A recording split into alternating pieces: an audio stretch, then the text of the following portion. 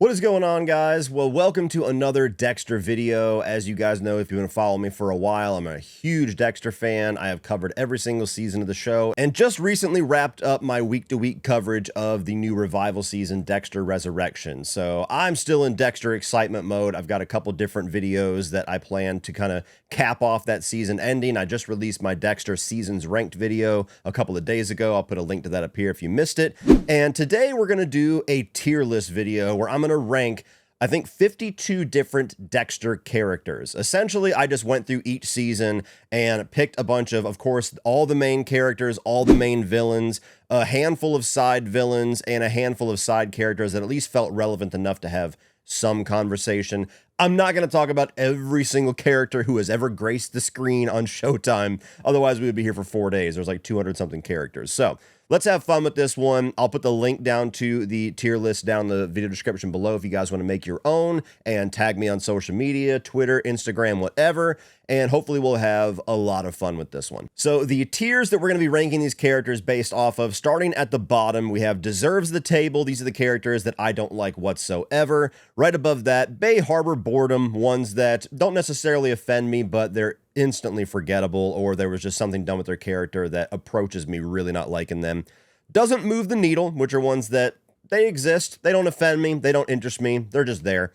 A Slice of Life, characters that I really do enjoy in the show. And then for the top tier characters, the best characters of the entire run of the show, we have My Best Trophy. Per usual, these are all in random order, and so that's always a little bit more fun to me than to do them alphabetically or anything. So we're going to kick this thing off with Isaac Serco. He's one of the lead antagonists of Season 7, and I guess we're going to be starting off with what might be a hot take. I think Isaac Serco is one of the best villains that this show ever had, because he's a very complicated character. He's not just a villain, he kind of becomes a bit of a friend of Dexter. So for me, he's going up into My Best Trophy. I love Ray Stevenson's performance. I really like the way that his character and his relationship with Dexter evolves throughout the season, where he seems like this cold-blooded mobster, and then you start to realize his motivations is for love and vengeance and things that Dexter himself would be doing if the shoe was on the other foot. And he kind of comes to a little bit of an understanding with Dexter as he is betrayed by his own organization. And the only negative with him is that I wish he was around longer in Season 7, which is just yet another backhanded compliment. So absolutely love Isaac Serco. He's one of my favorites. Now we have Frank Lundy, and Frank Lundy for me is going to go into A Slice of Life. I love what he brings to Season 2. I think that he is a very formidable character on the good side of things, obviously. I love how his personality is very unique in the way that he's kind of quirky and he's kind of weird and almost off-putting in certain scenes, which is probably the one thing that keeps him out of My Best Trophy. But when it comes down to the job, he's as ice cold as he needs to be. Like, he's very calculated, he's very smart. I love the scene where he's calling bullshit on Dexter for all of his sloppy blood work, which we know Dexter did so that he can release somebody for his own table. And even when he comes back in Season 4, I really like the way that he's kind of our introduction into the Trinity Killer, paying off that what could have been a throwaway line at the end of Season 2 where he says, a series of killings that I've been chasing just popped up in this other city, so I gotta love Deb. Thanks for all the sex. The relationship with Deb, I've grown to appreciate it more. I thought it was a little awkward at first, and of course, just because of the age difference, which maybe that's superficial. I get the daddy issues and things like that. It makes sense for her character, but I think it's just because he's such a quirky oddball that it just never quite made sense to me, but I've grown to appreciate it more. So, Slice of Life he goes. Now we have Brian Moser, Dexter's brother, also known as the Ice Truck Killer. And for me, he is also going to go into My Best Trophy.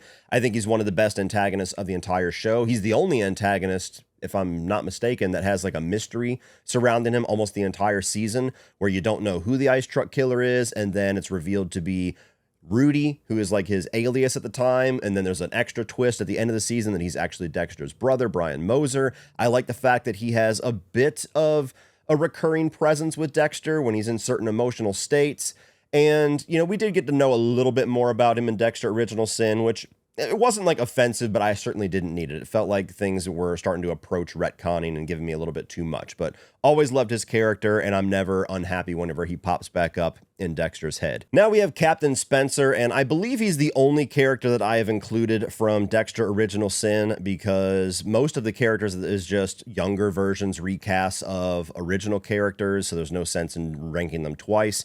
I thought about putting Sarah Michelle Gellar on here, but her character turned out to be such a nothing burger that I honestly feel like I would have nothing to say. So Captain Spencer, I'm going to say doesn't move the needle. I think that Patrick Dempsey is great. I've always loved him ever since the 80s. I'm glad that he had the resurgence in his career back in the 2000s with like Grey's Anatomy and everything like that.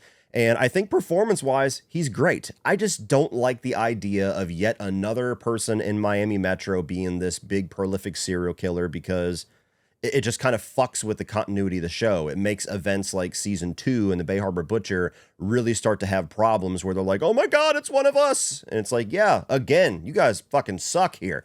So it just didn't quite work for me. So I'm just going to stick him in doesn't move the needle, because I think he does everything he can with the character. Could have been great, but I just don't like what that did to the continuity. Now we have Rita Morgan, and you know, this is a complicated one. I'm going to put her in a slice of life, but I think she's going to be on the lower end of that. Now, I think she serves a great purpose in the first 4 seasons as being a piece of Dexter's character arc and his character growth in the early section of the show. But honestly, every time I go back to those original seasons, I really only like her character in season 1, and certainly pieces of season 3 and 4, but there's a chunk in the middle there where they bring out all of these very negative things with her that, unfortunately, with writing, they tend to do with the wife characters a lot in shows like this. You know, Skylar White in Breaking Bad has always infamously been this hated character, even though all the reasons, for the most part, you know, maybe with the affair notwithstanding, all the reasons that she has to be the way that she is in the show is completely founded, because her husband is evil as fuck. But we always end up rooting for the guy. We always end up rooting for the main character and feeling like the wife's a bit of a insufferable bitch. And I think that Dexter has that same effect with Rita. Season 2, just on a dime, she starts to be very callous towards him after Paul accuses him of something ridiculous, which ends up being true, but would be ridiculous to anybody that doesn't watch the show and know what Dexter did. And then even in season 3, it starts off the same way, where she's hormonal and she's very angry about the proposal. And I don't know. She ends up being just like the person who keeps the kids occupied while Dexter does his thing. And I think there was opportunities to write her a little bit better in hindsight, but she's certainly the character who should have, and I think maybe arguably has, the biggest impact on Dexter as far as character growth goes. And of course, I like Julie Benz a lot as an actress. I think she's great. Her chemistry is great with everybody. So yeah, a slice of life for her. Batista! La Passion! Here we go. Everybody that rolls their eyes when I show love for Batista, go ahead and start rolling those motherfuckers, because we're going up to my best trophy.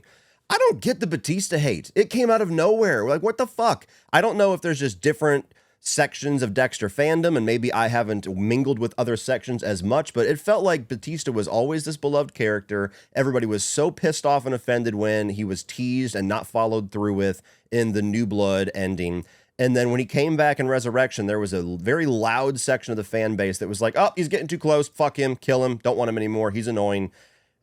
I don't get it. Okay. I think that Batista's a great character. He's one of the only characters that has always maintained his heart and his morals. And I can't think of one time where he's done something nefarious or cold-blooded or been morally gray. And I think he's quite literally like the opposite end of where characters of Dexter are, who are very much doing very dark things and manipulating the situation to kind of fit what they want. And we love him for it, but he's always kind of been that moral North Star in the show for me.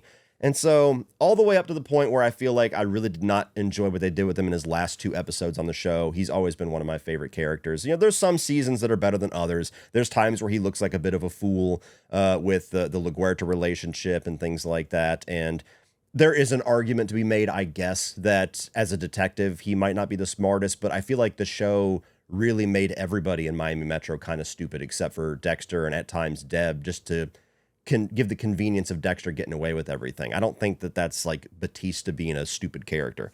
So I won't gush on him any longer. I've always loved Batista. La Passion lives on forever. Now we have Angela. You know, I'm going to put her in deserves the table.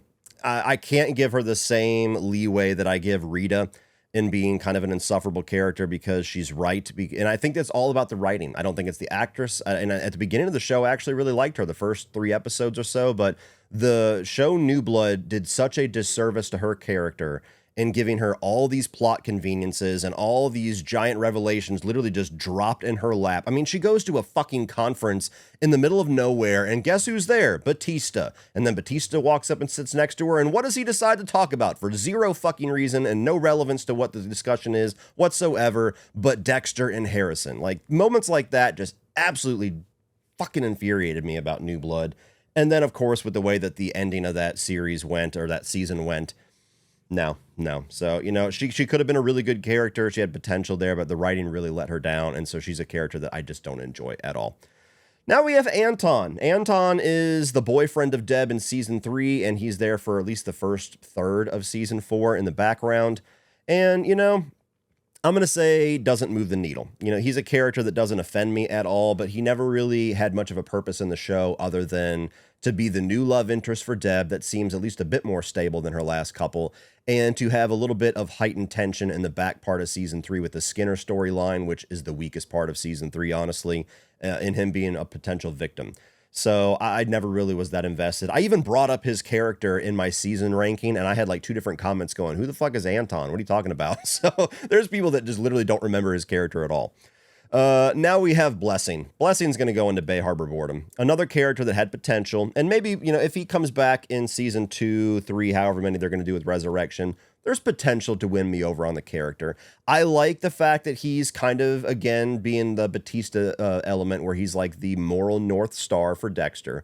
But I just never could buy into how welcoming and how friendly him and his family were given the circumstances. That's one of the biggest grievances I have as far as the convenient writing and the contrivances of Resurrection. An awesome season, but certainly had moments where the writing just didn't measure up in certain spots, and that was one of them.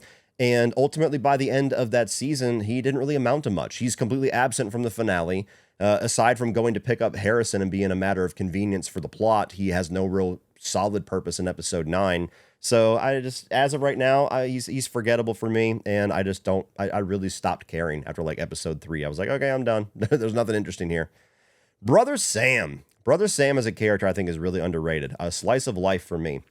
That feels like a Disney song. A slice of life for me. Now, this is a character in season 6, and that has a very religious storyline. And so this is a character that Dexter meets to get his car fixed, and he ends up kind of being a bit of a mentor, a guide for Dexter through spirituality and forgiveness and everything. And I think their storyline is one of the stronger elements, if not the strongest element, honestly, of season 6. I think Mos Def's performance is great. And much like Isaac Serco, even though I understand narratively what his death means for the character of Dexter, I wish he was around a little bit longer because I really did like their dynamic. And I thought that was the last time we felt like some serious attempts at character growth with Dexter. So I really like his character. Now we have Camilla. Camilla, for me, on the higher end, but doesn't really move the needle. I think she's a cute presence in the first couple of seasons, somebody that is a very fun character with the interactions of Dexter. I love the episode where, or maybe even be 2 episodes, in I think season 3 where she's dying and Dexter tries to get her the perfect key lime pie and ends up euthanizing her. I think it's a very sweet, very melancholy storyline. And the actress Margot Martindale is always awesome. She was phenomenal in Justified season 2. So yeah, I really do like her character. I know we got to see moments of her in Original Sin and there was like a pie in the background. That was just like a fan service moment. But yeah, really do like her as a very small side character. Christine Hill, one of the bigger side characters in season 4. And, I'm going to say...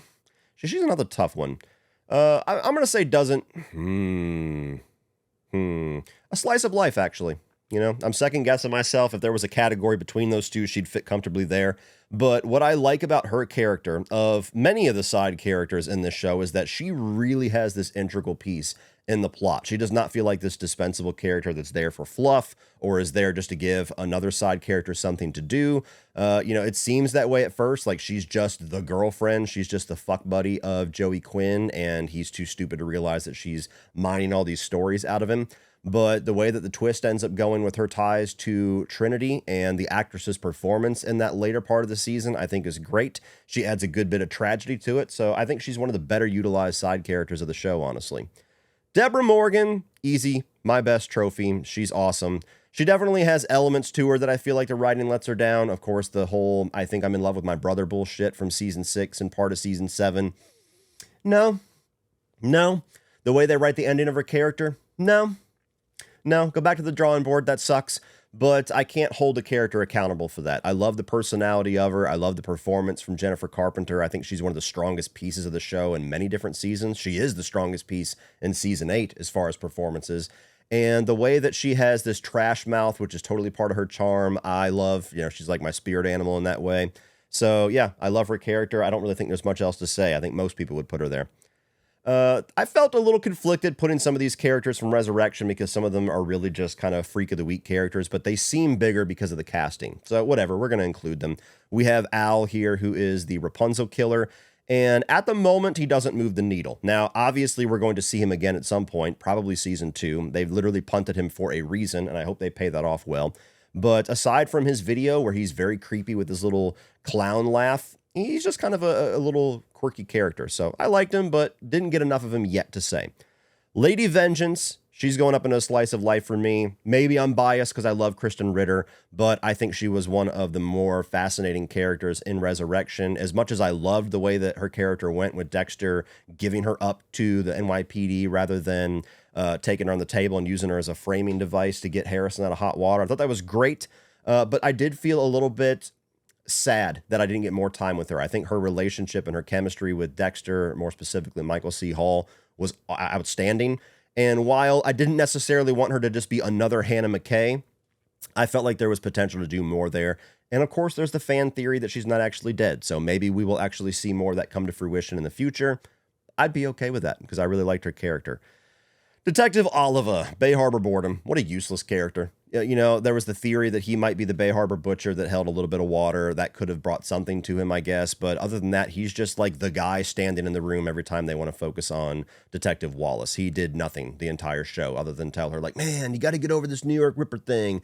Man, you got to get over this Harrison Morgan thing. We got to go do something. Let's go dance at the gala. Now we got Jacob Elway. I love Sean Patrick Flannery, big Boondock Saints fan. And, even in movies like Nefarious that I was infamously not a fan of, I think that he was the best part of it. So I'm always a fan to see what he does. His character doesn't amount to a whole lot in Dexter season 8. So I'm going to put Bay Harbor Boredom. There was potential for him to be a really cool presence and to be somebody that, I like the moments where he challenges Deb. Where he basically tells her to stop being such an ingrateful fucking bitch and like realize all that he's done for her. So I think the performance is great. The character just doesn't amount to anything. And he looks like a fucking dumbass by the end of it with trying to take on Hannah McKay himself and then looking like a fool. So that's one of the bigger disappointments for me of season 8 is his character's potential.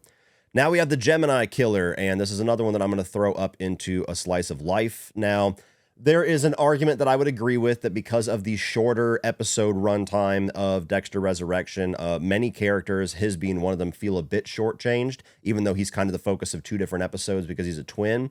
I wish we could have got more of him, but just like with Isaac Serco, I think that's also just kind of a backhanded compliment. I think Desmouchian is a great actor, and he brings this little creepy weirdness to this character. I think the twin plot twist was great. It definitely surprised me. And I liked both the episode where he's taken out the very cocky, arrogant twin, as well as the next one whenever he baits the other twin into trying to kill him so that he can kind of get exonerated from everything. So what he does for the character of Dexter and moving the story forward, I thought was great. So I'm going to throw him up there. What the fuck is this guy's name? I forgot. George Novikov, according to Google. I had to look that one up. I put him in here, despite the fact that I can't remember his fucking name, just because he really is the main side antagonist of season 7. And I think that the performance is okay as somebody who's, in some kind of a brotherhood, a mob, and wants to be higher up and starts to fuck up the works. But he really just amounts to being a bit of a distraction for Joey Quinn. After they made him this lovesick idiot in season 6, they're like, okay, well, we got to give him something better to do. Make him fuck a stripper. I don't know. And so that's kind of his place in that season. I'm going to put Bay Harbor Boredom because there's nothing that offends me about him, but that's all he is. He's a distraction for Joey Quinn for 12 episodes. Harrison Morgan. Now this one is very complicated because New Blood, his ass would be and deserves the table. But then you have Resurrection, and he is up towards the top. So I'm actually going to have a lot of faith and a lot of optimism for the future in what they're going to continue to do with this character, and I'm actually going to stick him in a slice of life. that shows you how much of a turnaround they did for this character in Resurrection. Because, yeah, while understanding the narrative reasons for him to be that way, I think just like with Angela, the writing heavily lets this character down in New Blood and makes him absolutely insufferable. And so, especially, compounded with the fact that he killed Dexter in the original intended ending of that season. And I think they did a magnificent job of redeeming his character, making him a lot more sympathetic and a character that we're invested in, growing his relationship with Dexter, as well as showing that he has that Avenger side of him from Dexter as well as Deb, but he doesn't have that murderous need that Dexter has. So I think he's a very interesting character with a lot of potential for the future. So that was one of the biggest, if not the biggest, surprises for Resurrection to me. Harry Morgan, all you ghost Harry haters be damned. I'm a Harry Morgan truther, baby. My best trophy. Look, I love James Remar. Maybe I'm biased with that too. I can at least admit those, but I think that his character is very important. You can tell me that his character's purpose only serves to tell the audience what we already see, and sometimes that can be a little bit insulting as a viewer, like you're telling me things that I can figure out on my own just in case I'm stupid. Maybe I can entertain a little bit of that, but I also think that he is a very important piece to the character of Dexter. He is his North Star. How many times have I said that in this video? 2 or 3. He's his moral North Star that is always there on the shoulder. He's the angel on the shoulder while the dark passenger is the devil on the shoulder. And so anytime he has a little bit of a crisis, Harry Morgan is there to guide him, and it's like a reminder of what his dad would want. And I just really like the way that they integrate him. Now, some seasons are better than others, some moments are better than others, but overall, I really missed him in New Blood, and I was so happy to see him back in Resurrection. So for me, I love that. And I just realized this picture got really fucked up and cropped, but this is Masuka. So I'm probably going to have to fix that for the future for whenever I put this for public. But nonetheless, yeah, Masuka. This is a character that I have to put him in a slice of life. Narratively, he never really does much. I think the most they ever did with this character was it season 5 when he's trying to promote like his little his conference or something and nobody goes, and so he gets a little bit pissed off and has his feelings hurt. Like that was the only moment where it really felt like, oh, he's a character. He's not just the guy that goes. And so, yeah, he's a great presence in the show as comedic relief, as somebody that always says the wrong thing. But yeah, he's not top tier yet. Will they do something narrative with him in the future for Resurrection? Maybe. We'll see. Leon Prater. This is a character that I think I'll put him in a slice of life. There's aspects to him with him just crumbling and becoming a bubbling bitch in the last moments that didn't 100% work for me. And he is one of those characters like Jordan Chase that ultimately is more kind of the puppet master than this very terrifying, sinister villain that we chase for 12 episodes like all the others. But I do think Peter Dinklage's performance is great. I think there's fascinating things about him throughout those 10 episodes, and there was a lot about his interactions with the other characters that really fascinated me about him. So ultimately, he does end up being a character that I'm pretty fond of. Now we have Stan Liddy, and this might be a hot take as well. He's also going to go into a slice of life. Maybe it's just because I'm a Peter Weller fan, but I love how nasty his character is. Like, he is an absolute prick. He is nobody that anybody would want to hang out with, but he really gets close to Dexter. Like, he arguably maybe gets the closest to catching Dexter without Dexter ever even realizing that he's on his tail. And I like how at first he's just kind of this guy that LaGuerta fucked over or maybe busted him, and he has this relationship with Joey Quinn, and he seems very smart and cold, and then Joey Quinn even turns on him at one point, and I really like his presence in season 5 a lot. So yeah, that one I enjoy. Joe Jensen. So I always think of this guy as Firefly, like a Batman fan would. He is one of the very minor antagonists in season 7, and I only included him because I do think visually in that chunk of the season, he does make a bit of an impact, and I think that he's the first time that, at least that I can remember, where Dexter actively just lets somebody get taken by Miami Metro rather than him keeping him for his table. But he's the guy who burns people alive. He puts on the fire suit and then like sets an entire room ablaze, sets an entire bus ablaze. There was something interesting enough about him that I felt, okay, for sure, we'll include him in here just to pad the list out a little bit, if nothing else. But he's going to go and it doesn't move the needle. I think that there was potential there to do something cooler with his villain, because there's something interesting to me about the modus operandi, I guess, and the look of him. And again, being a Batman fan, my tying him to Firefly, but wasted potential. You know, one of the many things about season 7 that could have been a bit better is just way too much focus on a bunch of different things rather than kind of honing the focus in a bit. Joey Quinn. Now, this is a complicated one, and you know, I might be getting a little bit of flack for this in the comment section, but you know what? I'm actually going to put him in doesn't move the needle. And I think it's because of the writing. I think that he was basically just a Dokes replacement in season 3. I don't think there's much interesting about him in that season. Season 4, I think he gets promoted quite a bit to being a little bit more of a character that you're more accepting of not just being a Dokes stand-in with his relationship with Christine Hill. Then, of course, season 5, his relationship with Deb, him hunting Dexter, his relationship with Liddy. I think that's probably his best season as far as how the character is written. Everything after that, though, it feels like the show doesn't know what to do with him. Season 6, he's just an absolute mess because Deborah broke up with him. Season 7, he's just fucking a stripper. Season 8, he's just there. And so that's one of the reasons why, if they're deciding to punt to him instead of having Batista be the one chasing Dexter, I'm not really all that sold on it, because it's like, well, you haven't done anything interesting with him in the last half of the show. So there's potential, easy potential for him to move up on the list, but it felt like more times than not, the show didn't know what to do with him. There's really only season 4 and 5 where I feel like he really stands out. Although I love the actor. You know, I love Desmond Harrington, so there's that. Jonah Mitchell, this is a character that, as of right now, I'm actually going to say doesn't move the needle. I think that he's a very interesting piece of the Trinity Killer storyline in season 4, of course. He is the character that you get just a lot of sympathy for because he's the one who stands up to his father. And you see the mask that he has to put on throughout the first chunk of the season of this very happy church-going kid who's actually miserable. And then, of course, when he comes back for a very brief moment in season 5, it's cool to see him. But not till season 6 do they really do anything with him narratively, where he has to kill his mother because of the trauma, just ripple effects of the Trinity Killer affecting his whole family. And of course, I was very much one of the big proponents of the New York Ripper theory of him being the actual identity of that killer. We'll see what happens. I never really thought there was a lot of a big chance for that to happen. I still think that there's possibility that they have some surprises in store for us, or it might go absolutely nowhere and it was just for that file, that little visual at the end of Resurrection. Who the fuck knows? But yeah, he's a character that good purpose in season 4, a lot of potential to do something with him, or they might never go back to him again, and there's not like a giant hole if they don't.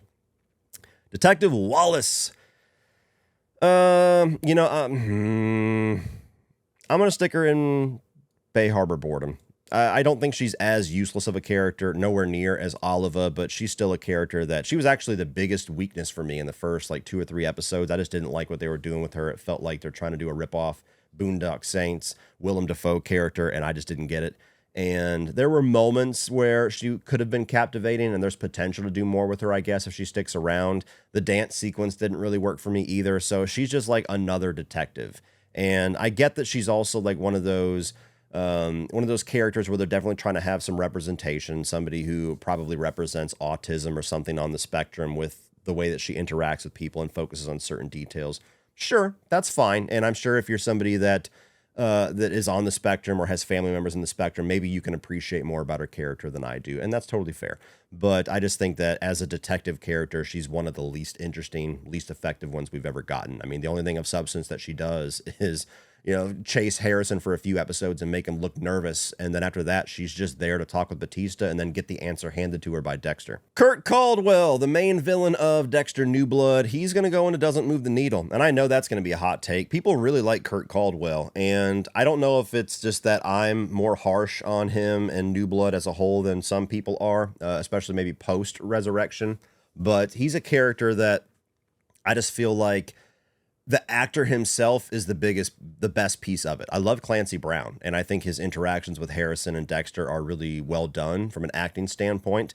But his modus operandi, I don't think, is all that crazy in comparison to some of the others. I think by the end of it, his traits as a killer feel like a little bit of a mishmash of previous characters that we've seen, previous villains. I love the little Museum of Death thing. And then, of course, like a couple of these seasons, he's taken out in the penultimate episode, so he doesn't really feel like the lingering threat by the end of the show. So, like many things with New Blood, big disappointment, but not an offensive level. Maria LaGuerta, this is the character that I expect everybody to be all over the map with. And hear me out. To me, she's a slice of life. Now, she's a very complicated character. And if it wasn't for the direction in season 7, I would have her lower. But she starts off in season 1 as just this very flirty person who kind of has a little bit of this sexual tension with Dexter. They abandon that immediately. Then in season 2, she's somebody who will quite literally fuck her way into getting her way. And so she's very manipulative and very cold in that way, where I get not liking her as a person. Then you see a little bit more of her humanity with her relationship with Ellen Wolf and then Batista in season 4. And then, of course, we start to see more of the cold side of her in season 5 when she starts to have these troubles with Batista, and even more so in season 6 when the marriage is over and she's just doing whatever she can to fuck over Captain Matthews, and then Deb gets played into that. Like, she's a character that more times than not is very much a vicious person that you do not want to cross. And so I get her being unlikable to the point where people just don't care for her as a character. But then you bring in season 7, and she puts all of that aside, sacrifices everything, her reputation, her job, and then eventually her life to pursue the truth and to be a great cop and a great detective. And I would say she's in the conversation of person who got the closest to catching Dexter, and it's really only because the show likes to bail him out that she did not ultimately take him down. So I really do like her character. You know, I think that she's an important piece to the whole mix of the show, and certain seasons I like her better than others, but overall I like complicated characters when they're done well, and I think that she's done well. Now we have Lila, another one that I feel like is going to be all over the map. And she's another one that I got to say is a slice of life. Now, maybe it's just because I'm a absolute hormone fueled male and I think she's sexy as fuck. And so I'm like, yeah, you know, I get it. I get it, Dexter. I get it, Batista too. But at the same time, I actually kind of like the psycho ex-girlfriend angle that she brings. I like the fact that she feels like the one person that Dexter can open up to at that point in the show where he can really let the mask slip. Is that actually his true soulmate, somebody that he doesn't have to hide himself with? And then the moment that she starts to sniff that something might be going on, she starts to be devious as fuck and will literally burn children alive if it means she gets Dexter or at least teaches him a lesson. Like, that is some vicious shit. You know, you have that phrase, hell hath no fury like a woman scorned. They wrote that phrase because of Lila. So I enjoy her character as a side villain, or in kind of what ultimately becomes the main villain of season 2. I don't love the fact that she's the one to take out Dokes, but, you know, season 2 as a whole, I think is pretty phenomenal. And that's a very small issue that I can pretty easily forgive. And it becomes a recurring thing in the show anyway. So whatever. Now we have Lewis Green. I'm going to say deserves the table, because there was potential to do something really cool with this character, and it felt like they were setting that up, and then they just completely pissed it away in season 7. Season 6, he comes in. He's the nerdy guy that Masuka chooses as his intern when the hot-ass chick turns out to be a little bit devious. And so then he becomes the boyfriend of Batista's sister, who is the babysitter, and then they start to show that he's the one that bought the hand, and he starts to fuck around with Dexter a little bit, and he's going to mail Dexter the hand. Like, they set all this groundwork up for him to be this lingering threat in season 7, and who knows how big it's going to be. What's his angle? What does it mean? Well, it means nothing, because in the first 2 episodes of season 7, he's an angry video game developer, and then he ends up getting shot in the face and just gives Isaac Serco the information he needs to go target Dexter for the rest of the season. So the writing lets this character down, so all he is this little fucking annoying dweeb that you're happy to see get blown away on this boat. Now we have Lumen Pierce, and you know what? I feel like I'm going to be very heavy with the slice of life characters, aren't I? I'm going to stick her in a slice of life because I like Julia Stiles as an actress. I like season 5 more than most people. And I think that season 5 was the last time where I really felt character growth for Dexter, and she's one of the catalysts of that. She's somebody that he tries to channel his guilt and shame for what happened to Rita into trying to help somebody. And so it's the first time you really see him doing his thing for the most noble of reasons, if there are. And I like her chemistry and her back and forth with Michael C. Hall. I like the fact that she's not trusting at all for the first third of the season, and there's this really slow build between them. I actually don't even mind that they have this romantic relationship, because it's one of those times where, unlike Lila, where there's red flags everywhere, yet again, Dexter feels like, oh my God, is this actually my true soulmate? no disrespect to Rita, but it feels like functionally by the end of her character arc, she felt like more of a cover than his actual true love, as cold as that is. And so I didn't mind the fact that we started to get some of these characters that feel like what he always wanted Rita to be, but she never could truly become that. And I like the fact that she kills with him. The only thing that holds her back is I don't like how the writing just conveniently gets rid of her at the end of season 5. She just wakes up and she's like, well, my darkness is gone. Thanks for all your help. Bye. So that lets her down a little bit. Now we have Paul Bennett, and he's a character that doesn't really move the needle for me. I think that he brings a fun presence to season 1 as somebody that's just like this annoying thorn in the ass that Dexter's going to have to take out, but it doesn't really fit the code. And so he kind of takes him out in his own way. And then in season 2, it felt like he could have been a lingering threat, but he's taken out very quickly in the story, in episode 1, actually. So another character that, had he stuck around more, I could see him being much more of a lively antagonist, but he's just kind of a plot device. So I like him, but he doesn't move the needle. Nothing else to say. Miguel Prado, my best trophy. I love Jimmy Smits. I love this character. I really enjoy season 3, although this most recent time I did see more of its flaws. But I like the angle of Dexter having a friend. Now, I don't ultimately love how Miguel was just manipulating him and using him as a pawn the entire time. I think it would have been a more satisfying story for me for him to actually have this genuine want and a need to be friends with Dexter and be a little bit pushy, and then ultimately when he discovers who Dexter is and he gets a taste of murder, he just goes off the rails and Dexter has to take him out. I think that would have been more satisfying than Dexter finding out, oh, he's just been using me as a pawn to get me to teach him to murder so he can kill this person this entire time. A little too far for me. But beyond that, the performance is amazing. The scene on the rooftop is one of the best scenes in the entire run of the show.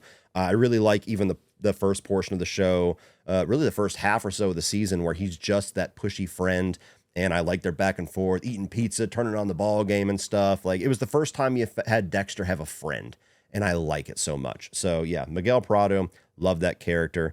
Trinity Killer, another one, absolute top tier, one of the best TV villains of all time. I would say the best villain of the run of Dexter so far, and probably will not be topped. John Lithgow's incredible. The season is incredible. Such a wild, weird, uncomfortable, sinister, scary villain. So layered with all those different things. He's got the quirkiness and kind of the goofball charm that John Lithgow can bring when he's doing like the little dance. I skipped out of bed today. And when the moments come where he has to be dark, he is terrifying. So, I mean, another one of those characters, there's nothing more to say. He's one of the best pieces of the show. Dokes! Man, we are on a good run now. Absolutely my best trophy. I fucking love Dokes. I love what Eric King brings to it. He's one of, if not the best part of season 2. And I love his presence in season 1. He's the guy that always knew. Dexter was not getting past him, which made him probably the most competent cop in the entire history of Miami Metro. It's a shame that the narrative required him to be taken out at the end of season 2, even though I think it does make sense. It is earned.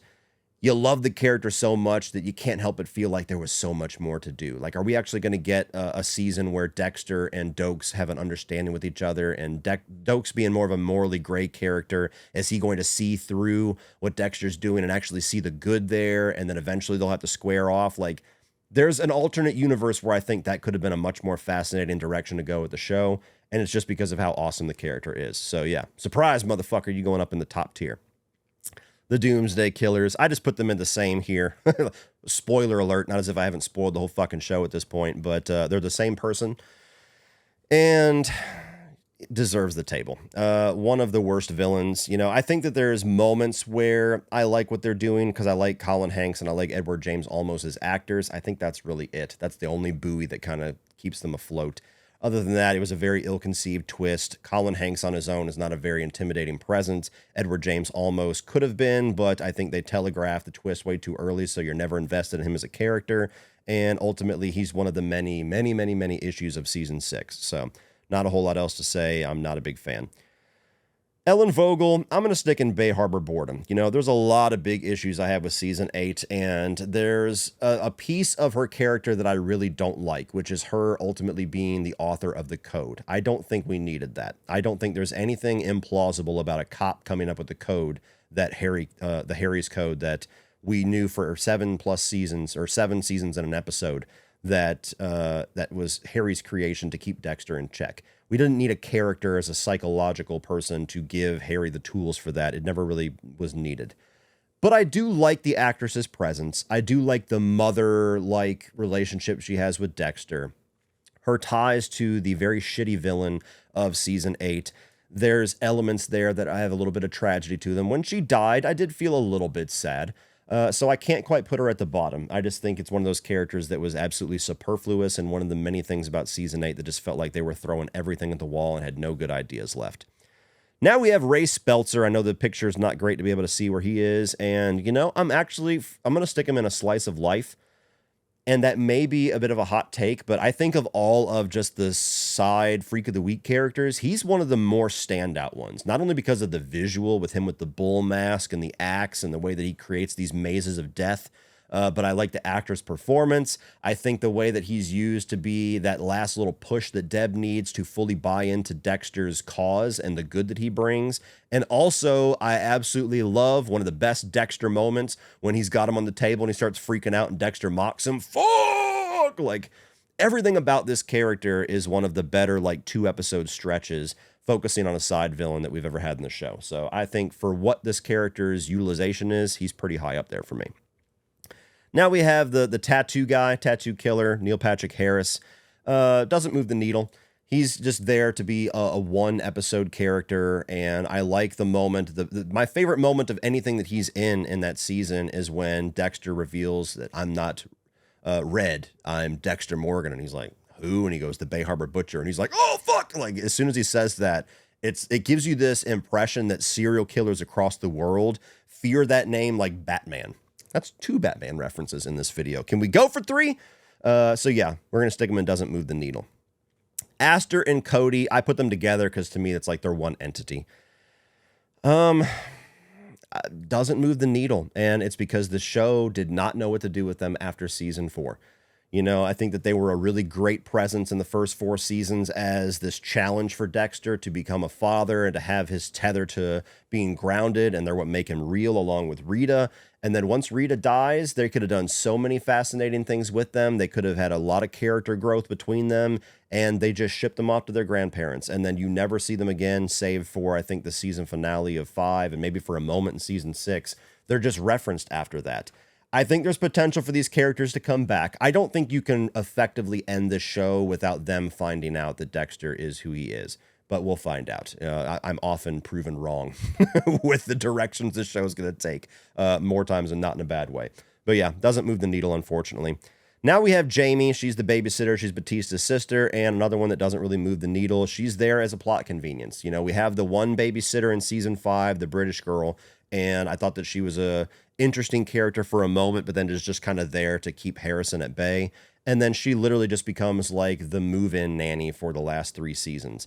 And while I think there's moments that I like her, especially when she has the relationship with Quinn, some of her interactions with the fucking dweeb down there at Deserves the Table, but other than that, she's just there to give Dexter a reason to never have to come home. And that's one of the things in the show that they always really stretch believability with. Like, oh shit, Jamie, I know you've been here for 12 hours, but fuck, do you mind if I go right back out? Yeah, go ahead. Like, he must have paid her thousands per week to watch that fucking kid.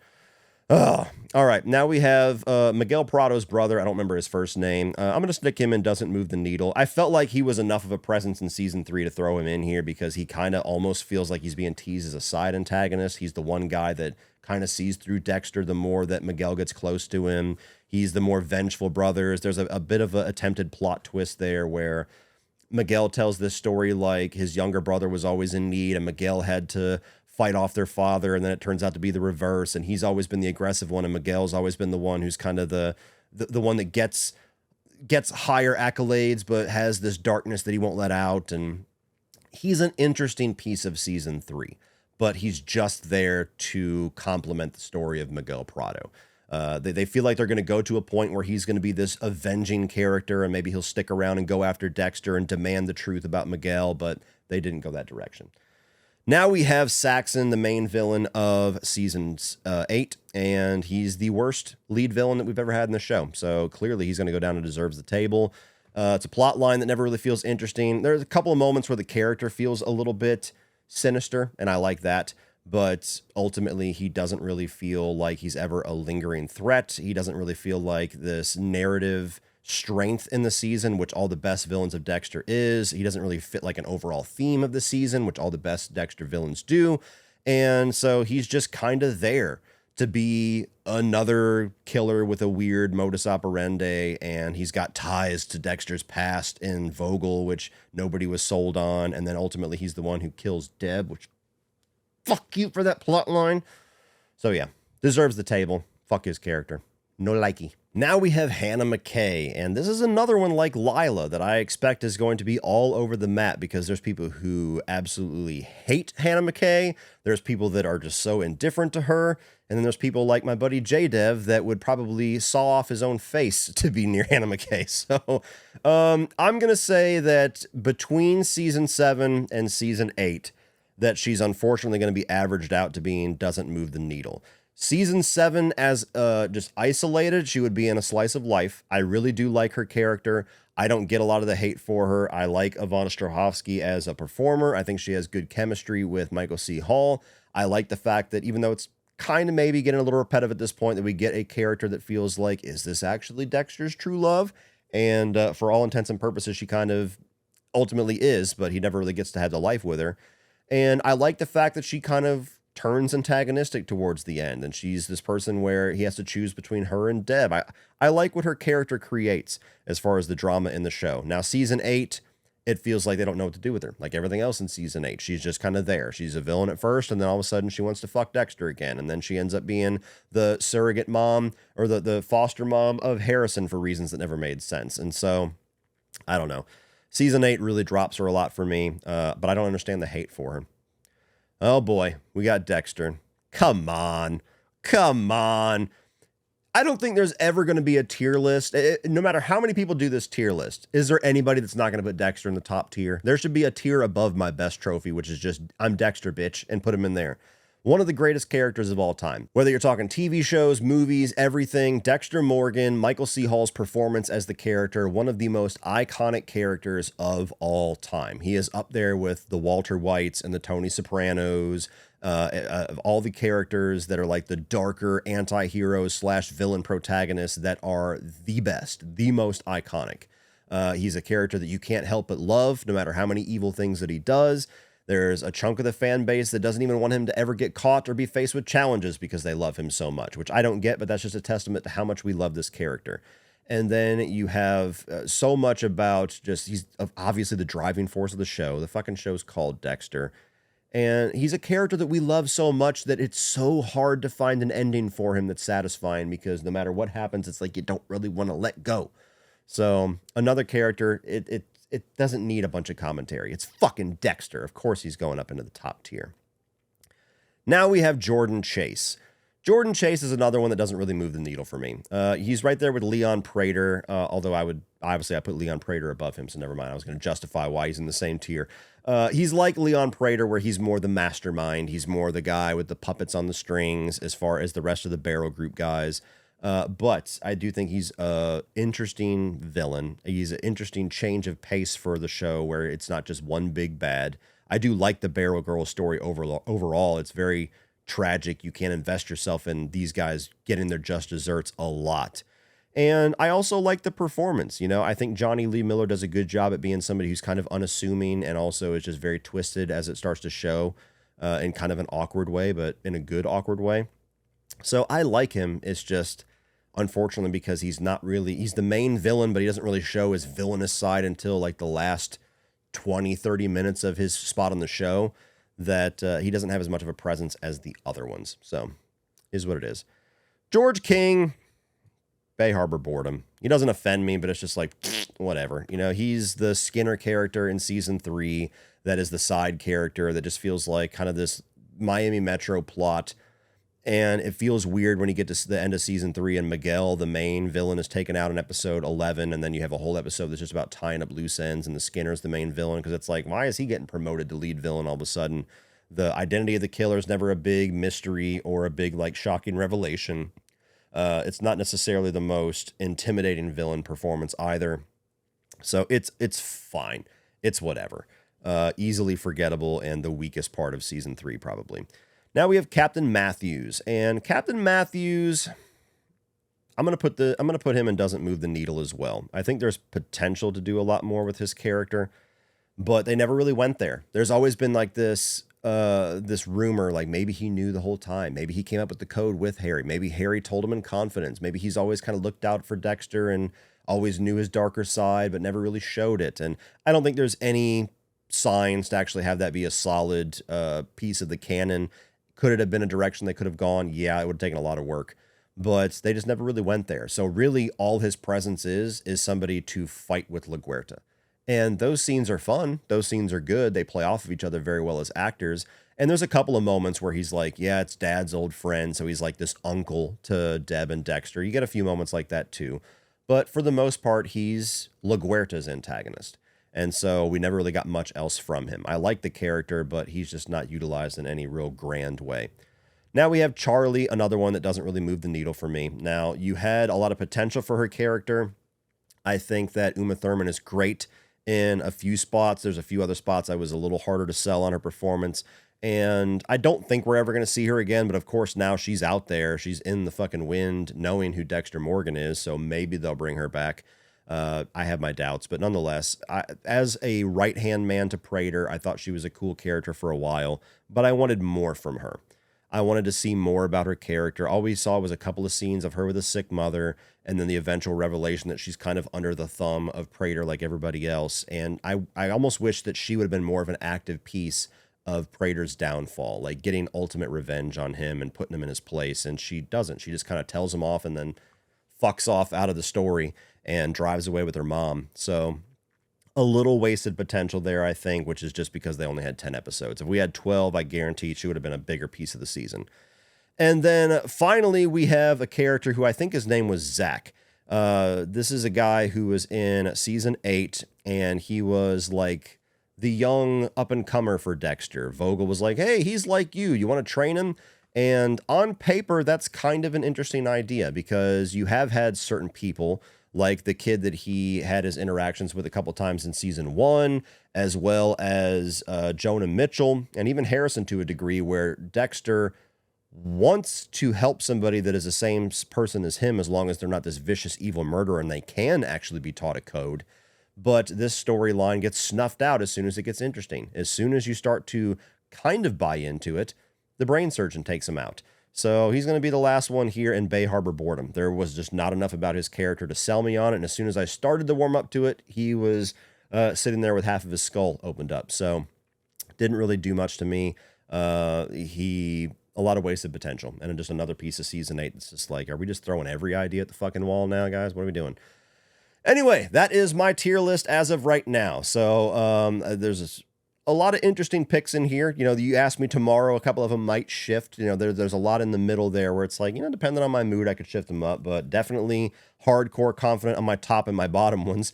But let me know what you guys think. Use the link down in the video description below. Do this tier list yourself. And if you don't want to do all that, just leave me some comments down below. Let me know which ones were my craziest, hottest takes, which ones you agree with. And we'll talk about Dexter down below. And if you have not already, I put a community post up asking for your hottest Dexter takes, because I'm going to do a video reacting to all of those. So find that community post on my YouTube channel. Let me know your hottest, most incendiary, wild, crazy Dexter take, and I'll do a video reacting to all of those here in a couple of days. Well, that's it for this one, guys. If you enjoyed that, click over here for all of my Dexter content. I've reviewed all the seasons. I've done all the episodes of New Blood and Resurrection, and there's a couple of rankings in there as well. I'm also going to point you to my antagonist ranking up here for you to enjoy. Please like, share, hit that subscribe button so you don't miss everything in the future. And as always, remember, opinions are like assholes, but that doesn't mean you have to be.